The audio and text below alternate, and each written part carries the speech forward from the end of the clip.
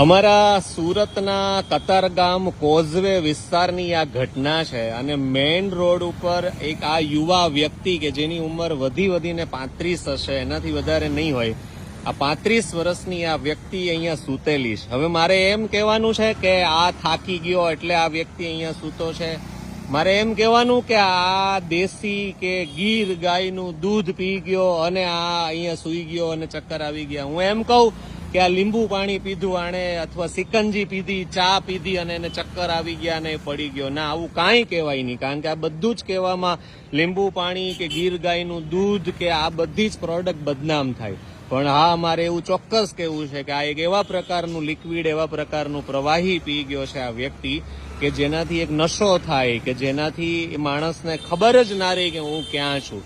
એટલે સંવેદનશીલ જે સરકાર શબ્દ છે ને, એ સંવેદનશીલ સરકારને મારે એ કહેવું છે કે તમે લોકો જબલાઓ જ્યારે શાક માર્કેટમાં ઉઘરાવવા માટે કાયદાના નામે નીકળો, શાકભાજીની લારીઓ ઊંધી વાળી દો ટ્રાફિકના નામે, અથવા મચ્છર થાય ડેન્ગ્યુના એ નામે, સ્વાસ્થ્યના નામે લોકોના ધાબા ઉપર પાણીના ખાબોચિયા ભરાયા હોય અને ખાબોચિયાના માટે અધિકારીઓ સોસાયટીમાં જઈને બહેનો ઉપર રોફ જમાવે. ટૂંકમાં તંત્ર જાતના કાયદા, નિયમો અને સ્વાસ્થ્ય અને માનવ હિતના નામે અલગ અલગ પ્રકારની એક્શનો લે છે. તો મારે ખાલી એટલું જ કહેવું છે કે આ પ્રકારનું લિક્વિડ કે જે પ્રકારનું પ્રવાહી પીધા પછી માણસને રોડ ઉપર સૂઈ જાય તો એ ખબર રહેતી નથી, એ પ્રકારનું લિક્વિડ જ્યાં બનતું હોય, જ્યાં વેચાતું હોય, ત્યાં અધિકારીઓ ખૂબ મોટા કાફલા સાથે કેમ નહીં પહોંચતા હોય, કેમ એને ઊંધું નહીં વાળી દેતા હોય, કેમ એ મેન્યુફેક્ચરિંગ બંધ નહીં કરાવતા હોય.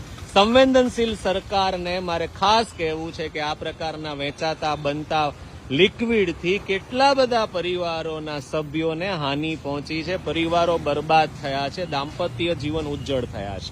એટલે મારી ખાસ વિનંતી છે ગુજરાત સરકારને, ગુજરાત સરકાર કરતા પણ સંવેદનશીલ સરકારને, ડબલ એન્જિન સરકારને, કે આ પ્રકારના લિક્વિડ, આ પ્રકારના પ્રવાહી જ્યાં પણ વેચાતા હોય, બનતા હોય, ત્યાં જવું, ત્યાં ઊંધું વાળી દેવું, ત્યાં રોફ જમાવવો અને ત્યાં શક્તિ પ્રદર્શન કરવું. શાકની લારીવાળા ઉપર ડિમોલેશનના નામે કે દબાણ હટાવવાના નામે કે જબલાઓ ઉઘરાવી લઈએ પ્લાસ્ટિકના પ્રતિબંધના નામે, એ બધું જ કરવા યોગ્ય છે, પણ સાથે સાથે આ પણ કરવા યોગ્ય છે. હું માનું છું કે આ એક સિસ્ટમમાં બહુ બધી અગવડતાઓ થશે તમને આ કામ કરવામાં, પણ આ કરજો જેથી કરીને ભારતનું, ગુજરાતનું યુવાધન બચે.